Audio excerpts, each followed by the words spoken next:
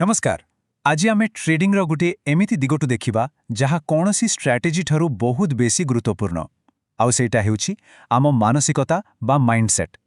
तेबे चलंत देखिबा जने स्नाइपर भरी शांत आ फोकस्ड होई केमिति ट्रेड करा जाई परिबो। देखंतु एही कथार मूल मंत्र हेउछि निज मन उपरे कंट्रोल रखिबा। ट्रेडिंग रे जो भय आउ लोभ भितरे पसी आमे भूल निष्पत्ति नै जाऊ, एही स्नाइपर माइंडसेट ठीक सेठी गोटे औषध भली काम करे।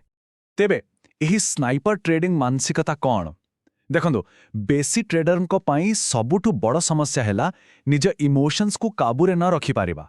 आउ एही माइंडसेट हमकु सिखाए केमिति गोटे पूर्व निर्धारित प्लान अनुसार ही काम करबा को आबो। एही तुलना को टिके देखंतु। गोटे पटे अछि जुआड़ी जे इमोशन रे भासी जाए, लाभ पछरे दौड़े आउ लॉस हेले डरी जाए। आउ अन्य पटे अछि स्नाइपर जे पूरा शांत, धैर्यवान आउ निज प्लान को ही फॉलो करे। आमर लक्ष्य हेउछि से स्नाइपर परी हेबा।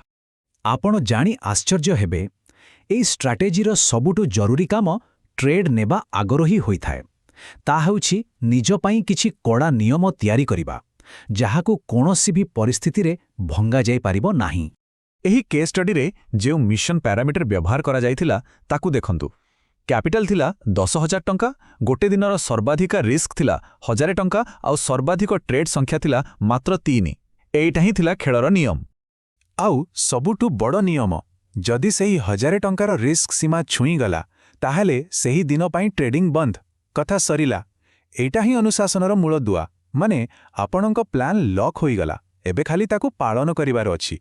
चलंतु एबे सीधा गोटे लाइव ट्रेड उदाहरण को जिबा। मने रखिबाकू हेबो जे पर्यंत आमर सेटअप न आसीछि आमे चुपचाप अपेक्षा करिबा, ठीक जने स्नाइपर परी। तेबे एही ट्रेड टिकु देखंतु। सेंसेक्स रो 85,500 कॉल। एहा पछर लॉजिक बहुत सरल थिला, ट्रेंड कन्फर्मेशन। जेतेबेले गोटे मुख्य लेवल रु रिजेक्शन मिलिला बिना कोनोसी द्विधारे एंट्री नियागला, काईकिना रिस्क तो आगरु ही फिक्स थिला। एबे आसिला ट्रेड रो सबुठारु गुरुत्वपूर्ण मुहूर्त।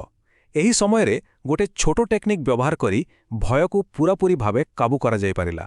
किंतु प्रश्न उठुछि गोटे चालुथिबा ट्रेड रे रिस्क केमिति शून्य होई पारिबो? एटा टिके आश्चर्य लागुछि नहे कि? चलंतु एहार रहस्य जानिबा।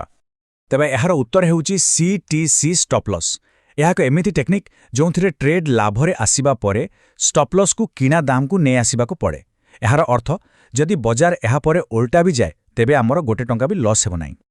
आउ एही गोटिए स्टेप परे आर्थिक रिस्क बिल्कुल शेष होई जाए। माने सेही ट्रेड टीरे पुंजी हराइबार भय आउ रहे नाही। एबे आमर रिस्क हेउछि शून्य। ठीक अछि, एबे ट्रेडर फलाफल देखिबार समय। किंतु आमे एहाको केवल लाभ हिसाब रे देखिबानी, बरं गोटे अनुशासित प्रक्रियार सफलता हिसाब रे देखिबा। तेबे फलाफल कौन हैला? ऑर्डर बुक रो विवरणी देखंतु। 275.30 टंकारे एंट्री आउ 312.15 टंकारे एग्जिट, पाखापाखि 740 टंकार लाभ। एबे एई संख्या को देखंतु 7.4%। भाबंतु तो गोटे रिस्क मैनेज ट्रेड रु कैपिटल उपरे एतिकी रिटर्न।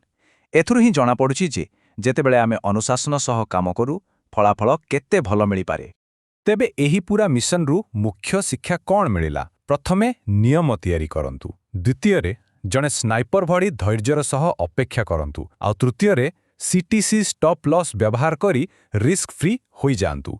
एही तीनोटी कथा ही सफलतार चाबिकाठी। शेषरे गोटी कथा भाबिबा पई छाड़ी दिउछि, जदि आमर लक्ष्य टंका कमेबा बदलरे केवल प्लान को सठिक भावे कार्यकारी करिबा होई जाए तेबे केमिति हेबो? एही चिंता सहित आजिर आलोचना एठी शेष करूछि। Thanks for watching Odia Stock Pathasala. Don't forget to like, share and subscribe. Your journey to financial freedom starts here.